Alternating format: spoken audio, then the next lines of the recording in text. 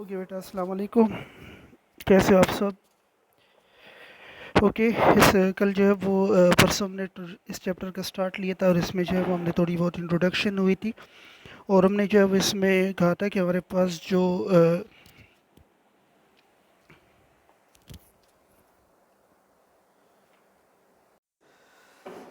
Okay बेटा, हमने जो है वो हमने पहले लेक्चर में जो है वो स्टार्ट में हमने ये इंट्रोडक्शन में जो है वो डिस्कस किया था कि हमारे पास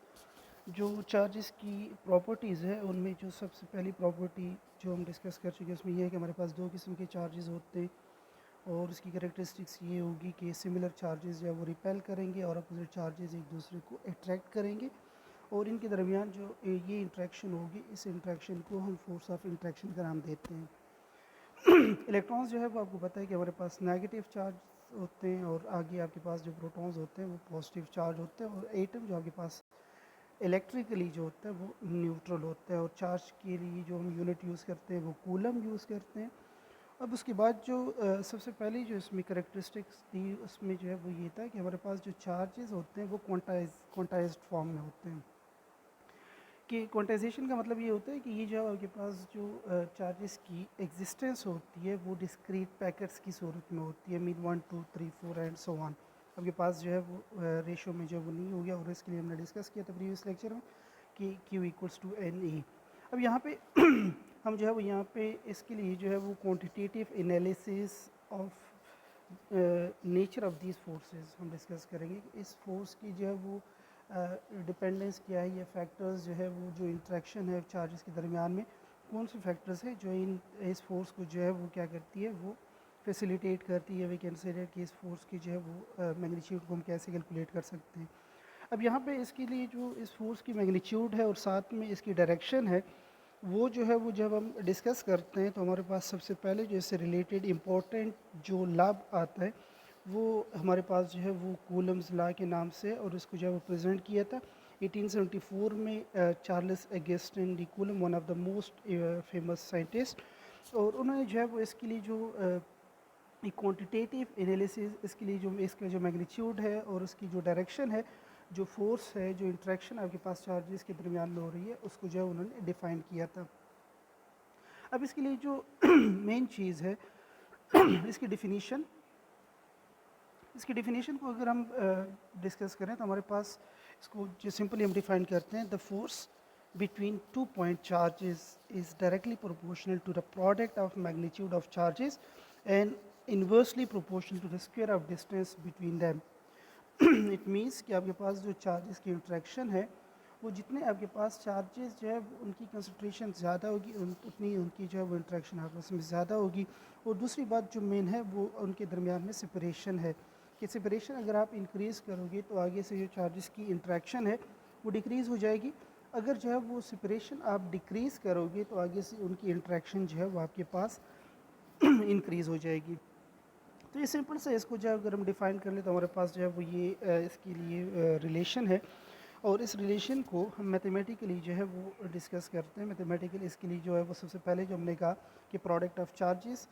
तो हमारे पास F is proportional to Q1 Q2, ये हमारे पास फर्स्ट इक्वेशन है। उसके बाद जो है वो सेकंड में हमने सेकंड पार्ट में कूलम लॉ में हमने जो है वो डिस्कस किया कि वो जो फोर्स है वो inversely related to the square of distance between them, तो ये आपके पास सेकंड इक्वेशन है। अब यहाँ पे अगर दोनों इक्वेशंस को हम कंबाइन करते हैं तो हमारे पास F is proportional to Q1 Q2 divide by R square. It means कि हमारे पास एक जनरल जो है वो रिलेशन आ गई है कि लेट सपोज अगर आप जो है वो चार्जेस को इंक्रीज़ करते हो, वहाँ पे चार्जेस की कंसंट्रेशन को आप इंक्रीज़ करते हो तो आगे से जो आपके पास कूलम इंट्रैक्शन होगी वो इंक्रीज़ करेगी। और दूसरी बात जो सेकंड पार्ट में आपकी जो है वो कूलम लॉ में जो हमें डिफ़ाइन करके दे रहे हैं वो सेपरेशन से रिलेटेड है। यहाँ पे भी आप देख सकते हो कि सेपरेशन जो है वो फोर्स ऑफ इंट्रैक्शन के इन्वर्स रिलेशन में जो है वो आपके पास आ रही है। इट मीन्स कि अगर आप सेपरेशन इंक्रीज़ करोगे तो आगे से उनकी जो इंट्रैक्शन होगी वो डिक्रीज़ हो जाएगी। अब यहाँ पे हमें यहाँ पे एक कांस्टेंट लगाते हैं to change the sign of proportionality into equality, use a constant K, where K is the constant of proportionality and इसकी की वैल्यू जो आपके पास आ रही है वो 1 और 4 पाई एप्सिलॉन नॉट, और एप्सिलॉन नॉट की वैल्यू जो है वो इसकी वैल्यू जो आपके पास आ रही है equal to 9 × 10⁻⁹ newton metre square पर कूलम स्क्वायर। ये जो है वो आपके पास कांस्टेंट ऑफ प्रोपोर्शनैलिटी है या इसको हम कूलम कांस्टेंट का नाम भी दे सकते हैं। और यहाँ पे एप्सिलॉन नॉट जो है इसको हम कहते हैं परमिटिविटी ऑफ फ्री स्पेस। क्या चीज़ है? Epsilon not, not EPSILON, epsilon not. और इसकी जो वैल्यू है वो हमारे पास आ रही है 8.854 10⁻⁻² कूलम स्क्वायर पर न्यूटन पर मीटर स्क्वायर। ये जो है वो आपके पास एप्सिलॉन नॉट की जो है वो आपके पास वैल्यू जो है वो आ रही है। और यहाँ पे permittivity of free space epsilon not is a physical constant used in electromagnetism. it represents it represents the capability of vacuum to permit electric fields. What does it mean? कि यहाँ पे ये जो आपके पास मीडियम है, इस मीडियम की आपके पास जो प्रॉपर्टी है कि आगे से इस इंट्रैक्शन को, ये मीडियम जो है दो चार्जेस के दरमियान में आप कौन सा मीडियम ले रहे हो, ये जो है वो मीडियम आपकी जो है वो फैसिलिटेट कर रहा है या आगे से रेजिस्टेंस ऑफर कर रहा है। तो ये जो है आपके पास एप्सिलॉन नॉट की जो है वो सिंपल हम डेफिनेशन करते हैं। और we can say that it is also connected to the energy stored within electric field and capacitance. Permittivity, the property of medium due to which it affects the magnitude of electrostatic force between charges. What does it mean? Permittivity आपके पास जब देखिए medium क्या होता है, medium आपके पास charges जब हम discuss कर चुके हैं कि चार्जेस जिस एरिया में भी आप रखते हो, जिस जगह पे भी आप उसको जो है वो प्लेस करते हो, तो उसमें जो है आपके पास क्या होता है कि वो चार्जेस जब अपनी एक फील्ड जो है वो डेवलप करते हैं। और ये जो पिछले लेक्चर में हमने डिटेल से डिस्कस किया कि चार्जेस जो है वो अपनी फील्ड की वजह से एक दूसरे के साथ जो है वो इंट्रैक्शन करते हैं। और उस फील्ड की वजह से इंट्रैक्शन क्या होगी, लेट्स सपोज मैं सिंपल एग्जांपल आपको देता हूँ कि लेट्स सपोज अगर जो है वो दो मैग्नेट्स आप ले रहे हैं, वो मैग्नेट एक दूसरे के नॉर्मल फ्री स्पेस में आप लेते हैं तो वो जो है वो नॉर्मली एक दूसरे को अट्रैक्ट या रिपेल, सेम पोल्स और अपोजिट पोल्स आगे चैप्टर्स में हम डिटेल से डिस्कस करेंगे। वो जो है वो इंट्रैक्शन इनकी जो है वो होती है। लेकिन जब लेट्स सपोज अगर दरमियान में एक दीवार के आप लेफ़्ट साइड पे जब आप एक मैग्नेट रखते हो, दूसरे जो है वो साइड पे आप दूसरा मैग्नेट रखते हो, तो मीन्स दीवार बड़ी होती है, उसके दरमियान में इंट्रैक्शन जो है वो पॉसिबल नहीं होती। अब पहले जब आपने फ्री स्पेस यूज़ किया, तो फ्री स्पेस में आपके पास चार्जेस है वो प्रॉपर्ली एक दूसरे के साथ जो है वो इंट्रैक्शन कर रहे थे। इट मीन्स कि एक दूसरे को अपनी जो है वो मौजूदगी का एहसास जो है वो दिला रहे थे by its their own develop electric field. तो यहाँ पे भी मीडियम का जो है वो आपका मेन रोल होता है दो चार्जेस के इंट्रैक्शन के लिए। अब यहाँ पे जो है वो आपके पास क्या है कि हमारे पास Coulomb law in material medium F equals to 1/4 pi epsilon Q1 Q2 divide by R square, where epsilon इसके परमिटिविटी ऑफ मीडियम। वहाँ पे हमने एप्सिलॉन नॉट यूज़ किया था। एप्सिलॉन नॉट का मतलब ये है कि वहाँ पे फ्री स्पेस, वहाँ पे कोई आपके पास जो है वो फील्ड मौजूद, सॉरी आपके पास मीडियम मौजूद नहीं है। और यहाँ पे एप्सिलॉन का मतलब ये होता है कि आपके पास कोई मीडियम आप जो है वो अदर देन फ्री स्पेस के आप वहाँ पे इंट्रोड्यूस कर रहे हो। तो वहाँ पे आपने जस्ट जो है वो बाकी रिलेशन आपके पास सेम होगी, लेकिन यहाँ पे जब आपने एप्सिलॉन नॉट की जगह पे एप्सिलॉन को यूज़ करना होगा। उसके बाद हम यहाँ पे जो है वो आते हैं, if the space between the charges is filled with non conducting medium और an insulator called dielectric, it is found that the dielectric reduces the electrostatic force as compared to the free space by a factor epsilon, or called dielectric constant. What does it mean? कि let's suppose अगर जिस तरह मैंने example दिया आपको कि अगर दो मैग्नेट के दरमियान में कोई जो है वो आपके पास मीडियम नहीं है, वो फ्री स्पेस में है, वो एक दूसरे के आप करीब ला रहे हैं, तो इनकी इंट्रैक्शन जो है वो इंक्रीज़ डिक्रीज़ हो जाती है। और इसके अगेंस्ट में अगर आप दीवार के एक साइड पे एक मैग्नेट जो है वो आप रखते हो, दीवार की दूसरी साइड पे आप दूसरा मैग्नेट रखते हो, तो इट मीन्स कि उस दीवार की वजह से आगे उनकी इंट्रैक्शन जो है वो रेजिस्टेंस ऑफर होती है, बट वी कैन से कि उनकी इंट्रैक्शन जो है वो डिक्रीज़ हो जाती है। सो इट मीन्स यहाँ पे जो हम पूरे लॉ में मेन जिस चीज़ पे हमारा फोकस है वो मैग्नीट्यूड पे है और डायरेक्शन पे है, क्योंकि फोर्स है, फोर्स आपके पास वेक्टर क्वांटिटी है, तो जब आप इसका मैग्नीट्यूड कैलकुलेट करोगे तो वेक्टर की आपके पास जो है वो डायरेक्शन भी लाजमी आपने मेंशन करनी है। तो सबसे पहले हम यहाँ पे क्वांटिटेटिव एनालिसिस जब हम कर रहे हैं कि आपके पास जो फोर्स की स्ट्रेंथ है या इंटेंसिटी है वो किस वजह से इंक्रीज़ करेगी, किस वजह से आपके पास डिक्रीज़ करेगी। दूसरी बात आप रिलेशन में भी यहाँ पे देख सकते हो कि आपके पास एप्सिलॉन जो है वो डिनोमिनेटर में आपके आ रहा है। सो व्हाट डज मीन कि यहाँ पे आप परमिटिविटी इंक्रीज़ करोगे तो आगे इंट्रैक्शन जो है वो आपके पास डिक्रीज़ हो जाएगी। व्हाट डज इट मीन कि अगर आप कोई ऐसा डाई इलेक्ट्रिक मीडियम आप वहाँ पे जो है वो चार्जेस के दरमियान में इंट्रोड्यूस करते हो, जिसकी वजह से आगे जो है वो उनकी जो फील्ड है वो क्या हो रही है, वो आगे जो है वो रेजिस्टेंस ऑफर उनको हो रही है। तो जब फील्ड को आपकी जो है वो रेजिस्टेंस ऑफर होगी, so what does it mean कि वहाँ पे दो चार्जेस की इंट्रैक्शन जो है वो उस तरीके से नहीं होगी जिस तरीके से आप फ्री स्पेस में। अब इसकी मैं सिंपल एग्जांपल आपको दूँ, डेली लाइफ में आपके पास अगर दो लोग जो है आपस में उनकी लड़ाई हो रही है, वो अगर खुले मैदान में है तो आगे से एक दूसरे का बुरा हाल जो है वो कर देंगे। लेकिन अगर उनमें दरमियान में 2-3 लोग जो है वो आ जाते हैं उनमें बीच बचाव करने के लिए, so what does it mean कि वहाँ पे आगे उन दोनों की जो है वो काफ़ी ज़्यादा जो है वो बचत हो जाएगी। इसके बरक्स अगर वहाँ पे दूसरा मीडियम है, मीन इधर से जो है वो दरमियान में लोग आ रहे हैं लेकिन वो एक को सपोर्ट कर रहे हैं, तो इट मीन्स आगे से जो है वो क्या होगा कि वो आगे से इंट्रैक्शन और ज़्यादा हो जाएगी। यहाँ पे मीडियम का डबल रोल होता है। एक में जो बीच बचाव वाला है उसमें ये होता है कि दोनों की बचत हो जाएगी, दोनों के फील्ड जो है वो कोलैप्स हो जाएंगे, बट वी कैन से कि दोनों की इंट्रैक्शन कम से कम हो जाएगी और काफ़ी ज़्यादा बचत हो जाएगी। दूसरे केस में अगर जो फैसिलिटेटर्स आ जाते हैं तो उन फैसिलिटेटर्स में क्या होगा कि उसकी वजह से आगे से जो दो लोग हैं उनकी इंट्रैक्शन काफ़ी ज़्यादा होगी और यकीनन जो है वो दोनों का लास्ट में काफ़ी बुरा हाल हो जाएगा। भी डिपेंड करता है, it has different values for different dielectric materials. It means कि इसके लिए जो जिससे मैंने बात की कि जो मीडियम है हर मीडियम की अपनी एक जो वो नेचुरल प्रॉपर्टी होती है, या तो आपकी फील्ड को जो फैसिलिटेट करती है या फिर आगे से आपकी फील्ड को जो है वो रेजिस्ट करती है।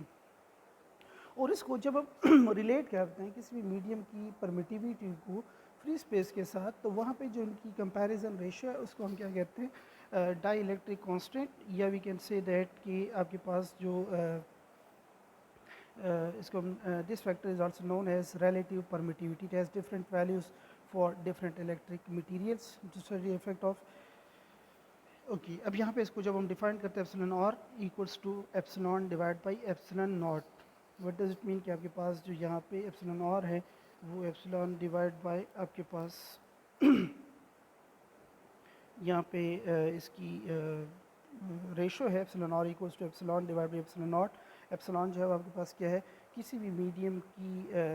डाइलेक्ट्रिक मीडियम की जो है वो आपके पास परमिटिविटी है, और दूसरा जो एप्सिलॉन नॉट है वो आपके पास वो परमिटिविटी है जो फ्री स्पेस की होती है। डेफिनेटली अगर जो है वो आप मीडियम इंट्रोड्यूस करोगे तो आपने कंपैरेटिवली अपने फ्री स्पेस के साथ जो है उसकी इंट्रैक्शन को जो है वो क्या करना होगा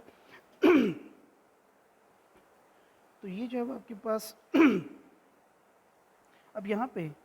अगर जो है वो हम डिस्कस करें कि आपके पास जो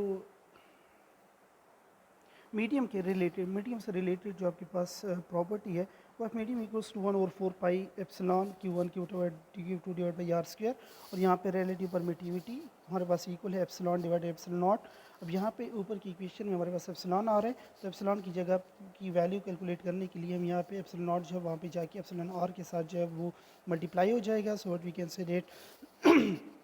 एप्सिलॉन की वैल्यू अगर हम वहाँ पे हम इंट्रोड्यूस करते हैं तो आपके पास इक्वेशन बन जाएगी F medium equals to 1/4 pi epsilon की जगह पे एप्सिलॉन और एप्सिलॉन नॉट आ जाएगा Q1 Q2 divide by R square.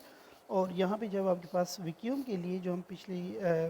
Slide में डिस्कस कर चुके हैं, हमारे पास 1/4 pi epsilon nought Q2 divide by R square आ जाता है। अब यहाँ पे जो है वो कंपैरेटिवली ऊपर की इक्वेशन में अगर यहाँ पे 1/4 pi epsilon naught Q1 Q2 divide by R square की जगह पे हम एफ क्यूम पुट करें, यहाँ पे डिनोमिनेटर में आपके पास एप्सिलॉन आर रह जाएगा। एफ मीडियम की वैल्यू जो आपके पास आ जाएगी एफ क्यूम डिवाइड बाई एप्सिलॉन आर। तो यहाँ पे आपके पास क्या है कि किसी भी मीडियम को जब आप इंट्रोड्यूस करोगे तो वहाँ पे आपके पास जो इंट्रैक्शन है वो एप्सिलॉन आर की वैल्यू के साथ जो है वो क्या हो जाती है, वो डिक्रीज़ हो जाती है। अब यहाँ पे इन वेक्टर फॉर्म हमने क्या डिस्कस किया कि हमारे पास मैग्नीट्यूड को हमने मेनली जो है वो फोकस किया, हमारे पास चीज़ जो सामने आ गई है वो ये है कि जो कूलम इंट्रैक्शन है वो मेनली जो है वो दो चीज़ों पे आपकी जो है वो डिपेंड कर रही है। पहले हमने कहा कि आपके पास चार्जेस की कंसंट्रेशन या उसके प्रोडक्ट पे, दूसरा उसकी सेपरेशन पे। अभी उसके बाद जो है वो मटेरियल को जब हमने डिस्कस किया तो हमारे पास मेन जो चीज़ आ गई है वो ये है कि आपके पास अगर मीडियम एक रोल जो है वो आपका जो है वो प्ले कर रहा है आपकी फोर्स की इंट्रैक्शन को या आगे जो है वो चार्जेस की इंट्रैक्शन को इंक्रीज डिक्रीज कर रहे हैं, तो हमारे पास तीसरा फैक्टर आ गया कि वो आपके पास परमिटिविटी ऑफ मीडियम है, या आगे से आपके पास मीडियम जो है वो कितना यहाँ पे जो है वो परमिटिविटी से नॉर्मली हमें जो है वो जो चीज़ मिलती है वो ये है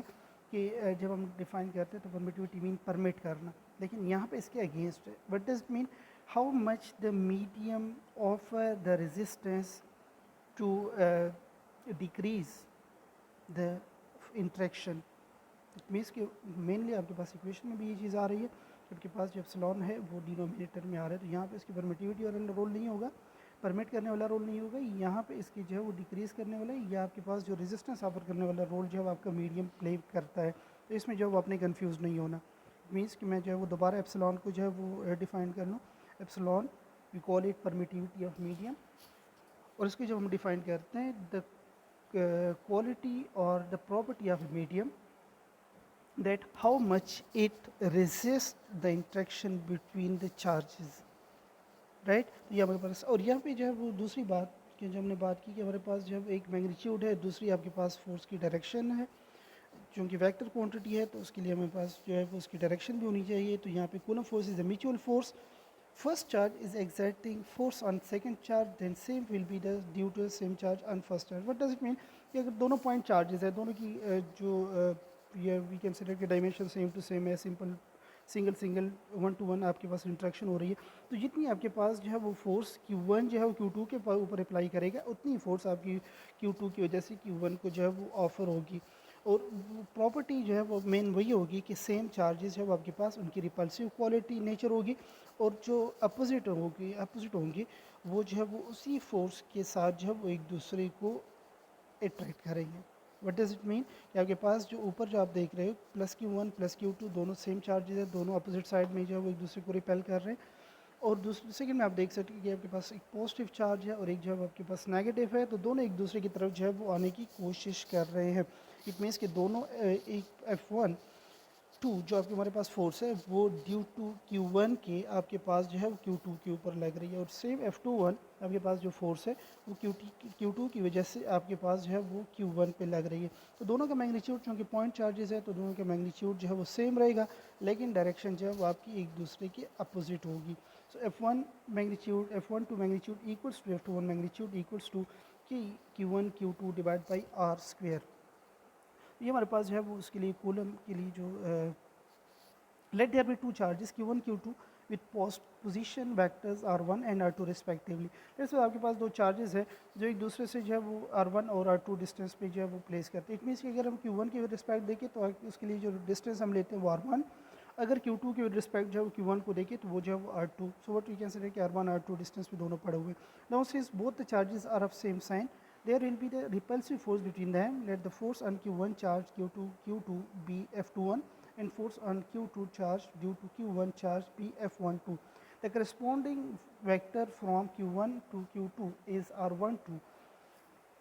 vector and from Q2 to Q1. Similarly आपके पास देखिए अगर आप Q1 की रिस्पेक्ट देख रहे हो तो वहाँ पे 1 2 आपके पास आएगा, अगर Q2 की रिस्पेक्ट आप देख रहे हो तो वहाँ पे आपके पास 2 1 आएगा। तो यहाँ पे उसके मैग्नीट्यूड के रिस्पेक्ट अगर यहाँ पे यूनिट फॉर्म में यूनिट वेक्टर की फॉर्म में हम इसको रिप्रेजेंट करें तो हमारे पास F12 equals to 1/4 pi epsilon Q1 divide Q2 divide by R12 के स्क्वायर, और साथ में आपके पास R12 का यूनिट वेक्टर जब आ जाएगा, उसके साथ जो F21 will be the same, और उसमें जो है वो 2 1 2 की जगह पे आपके पास 2 1 आ जाएगा। अब यहाँ पे जो है अगर हम इसको रिलेट करें from equation A B, it is clear that F12 equals to minus F21 और we can say that R12 equals to minus R2Q, दोनों जो है वो अपोजिट आएंगे, अपोजिट डायरेक्शन में एक दूसरे की। तो अगर Q1 से हम वहाँ पे देखें या Q2 से वहाँ पे देखें तो सिमिलरली आपकी डायरेक्शन जो है वो चेंज हो जाएगी। Negative sign shows that opposite direction but the magnitude of force is same. What does it mean कि आपके पास मैग्नीट्यूड जो है वो आपके पास सेम रहे, क्योंकि दोनों पॉइंट चार्ज है, सेम टू सेम इंटरेक्शन होगी। लेकिन यहाँ पे क्या होगा, यहाँ पे अगर एक की डायरेक्शन Q1 की जो है Q2 की तरफ है तो Q2 की डायरेक्शन जो है वो Q1 की तरफ हो जाएगी, बाकी मैग्नीट्यूड दोनों का जो है वो सेम रहेगा। अब यहाँ पे पहली चीज़ हमने डिस्कस किया कि आपके पास फोर्स है, फोर्स का जो है वो हमने मैग्नीट्यूड कैलकुलेट किया। आगे जो है वो हमने डिफाइन किया कि उसके लिए जो है आपके पास पोजीशन वेक्टर भी है या वी कैन से उसकी डायरेक्शन भी है। अब यहाँ पे अगर न्यूटन लॉज को हम देखें तो न्यूटन लॉज में हमारे पास जो है वो जो चीज़ आती है वो ये है कि आपके पास फर्स्ट लॉ में आप कहते हो कि किसी बॉडी के ऊपर कोई फोर्स नहीं लगती तो इट मीन्स कि वो जो है वो आगे पीछे जो है उसकी एक्सलेशन प्रोड्यूस नहीं होगी। सेकेंड लॉ में आप कहते हो कि अगर फोर्स कहीं पे प्रेजेंट होती है तो इट मीन्स कि वहाँ पे उसमें जो वो बॉडी की पोजीशन जो है वो चेंज होगी, और वहाँ पे जो चेंज इन पोजीशन है उसको हम सिंपली बाय टाइम जो है वो जब रिलेट करते हैं तो हमारे पास एक्सलेशन की वैल्यू आ जाती है।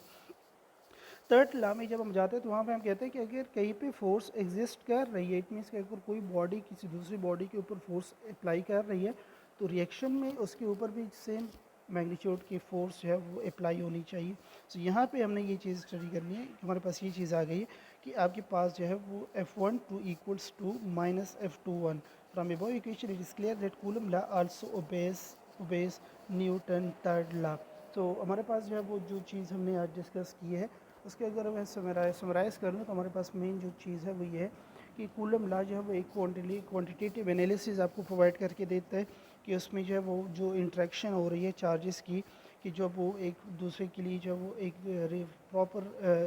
इलेक्ट्रिक फील्ड जो है वो डेवलप कर लेते हैं और उसकी इंट्रैक्शन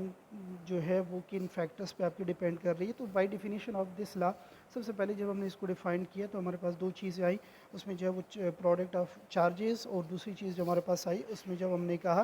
कि आपके पास जो है उसके दरमियान में जो सेपरेशन एग्जिस्ट करती है वो सेपरेशन जो आपके पास मेन चीज़ है। उसके बाद जब हमने उसको डिटेल से और जो है वो कॉन्सेप्ट ऑफ प्रोपोर्शनैलिटी हमने वहाँ पे इंट्रोड्यूस किया तो वहाँ पे एक और चीज़ सामने आ गई कि नहीं, इन दो चीज़ों के अलावा आपके पास जो मेन रोल जो है वो अगर हम कहें तो वहाँ पे मीडियम का भी होता है कि मीडियम जो है वो आपके पास उस इंट्रैक्शन को फैसिलिटेट कर रही है या जो है वो रेजिस्ट कर रही है। उसकी मैंने एग्जांपल दी कि लेट्स सपोज दो लोगों की लड़ाई हो रही है, तीसरा बंदा उसको जो है वो अगर बीच बचाव करने आता है, दोनों की काफ़ी बचत हो जाएगी, लेकिन वहाँ पे जो है वो मज़ीद लोग जो है वो आगे उसको लड़ाने की कोशिश करते हैं तो वहाँ पे उसके फैसिलिटेटर्स हो जाएंगे। तो मीडियम का जो है वो आपके पास डिफरेंट रोल होता है, या तो आगे से उसने जो है उस इंट्रैक्शन को फैसिलिटेट करना है, या in other words we consider कि आगे से उस मीडियम ने आगे जो है वो रेजिस्टेंस ऑफर करनी है और वहाँ पे दोनों की इंट्रैक्शन को जो है वो कम से कम एक प्रॉपर लिमिट में जो है वो महदूद रखना है। उसके बाद हमने कहा कि हमारे पास फोर्स है, उसका मैग्नीट्यूड भी आपके सामने आपके पास आ गई है। तो दूसरी बात जो है वो वेक्टर क्वांटिटी है, तो वेक्टर क्वांटिटी की हमारे पास जो है वो डायरेक्शन भी होनी चाहिए। तो डायरेक्शन से रिलेटेड हमने जब वो Q1 और Q2 दो चार्जेस लिए और उनके दरमियान में जो है वो सेपरेशन R1 R2 जो है वो हमने डिफरेंट एंगल से डिफाइन किया। हमारे पास ये चीज़ आ गई कि वाकई में आपके पास जितनी फोर्स आपके पास Q1 की वजह से Q2 के ऊपर लग रही है उतनी फोर्स Q2 की वजह से Q1 के ऊपर भी लग रही है। अब देखिए Q1 जो है वो Q2 के ऊपर लगा रहे हैं फोर्स कि वो जो है उसकी डायरेक्शन उस साइड पे होगी। लेट्स सपोज दो लोग आपस में एक दूसरे को देख रहे हैं कि लेट्स सपोज अगर मैं एक बॉडी है उस दूसरे बंदे को देख रही है तो उसकी डायरेक्शन जो है वो राइट की तरफ होगी लेट्स सपोज, और दूसरा बंदा अगर उसको देख रहा है तो उसकी डायरेक्शन जो है वो लेफ्ट पे होगी। तो इट मीन्स सेम मैग्नीट्यूड, लेकिन आगे से जो डायरेक्शन है दोनों की फील्ड की जो है वो अपोजिट हो जाएगी। इट मीन्स कि हमारे पास जो है वो दूसरी चीज़ भी आ गई है, उसकी डायरेक्शन भी, और साथ में जो न्यूटन लॉ में हमने डिस्कस किया था कि आपके पास जब कभी भी आप फोर्स को डिफाइन करोगे तो वहाँ पे आपके पास न्यूटन लॉस को आपने लाजमी जो है वो ओबे करना होगा। फोर्स भी होगी, उसके मैग्नीट्यूड भी होगा, उसकी डायरेक्शन भी होगी, और साथ में उसकी अपोजिटली कोई दूसरा फोर्स भी होगा जिसको हम रिएक्शन फोर्स कहते हैं। तो यहाँ पे भी हमारे पास सेम चीज़ कि Q1 जितनी फोर्स Q2 के ऊपर लगा रहा है Q2 भी उतनी फोर्स जो है वो Q1 के ऊपर लगा रहा है, और इसकी दोनों की जो डायरेक्शन है वो अपोजिट है जो नेगेटिव साइन के साथ हमने मेंशन किया हुआ है। सो हमारे पास आज की जो है वो इस इक्वेशन में या इस टॉपिक में हमारे पास मेन जो है वो यही चीज़ आ रही थी, और हमारे पास जो इसकी लिमिटेशन है कूलम्स लॉ की, it's only applicable for point charges at rest, it's only applicable if in those cases where inverse Coulomb law is obeyed. It is difficult to apply the Coulomb's law when the charges are in arbitrary shape. Hence, we cannot determine the value of distance or between the charges when they are in arbitrary shape. It means कि आपके पास charges, पहली चीज़ जो है कि जहाँ कहीं पे भी आप जो है वो जहाँ पे आप कूलम लॉ को जो है वो आप यूज़ कर सकते हो, तो उसके लिए मेन चीज़ है वो ये है कि वो पॉइंट चार्जेस के ऊपर जो है वो आप अप्लाई कर सकते हो, और वो भी पॉइंट चार्जेस जब आपके पास रेस्ट पे होते हैं। ठीक है कि जब आपके, क्योंकि यहाँ पे चैप्टर हमारा है इलेक्ट्रोस्टैटिक्स का, चीज़ें चार्जेस आपके पास रेस्ट पे होंगे तब वहाँ पे उसका बिहेवियर क्या होगा और उसकी दूसरी चार्ज के साथ इंट्रैक्शन जो है वो किस तरह होगी। सो ये हमारे पास it is only applicable in those cases where inverse square law is away. What is mean आपके पास जो है वो इनवर्स स्क्वायर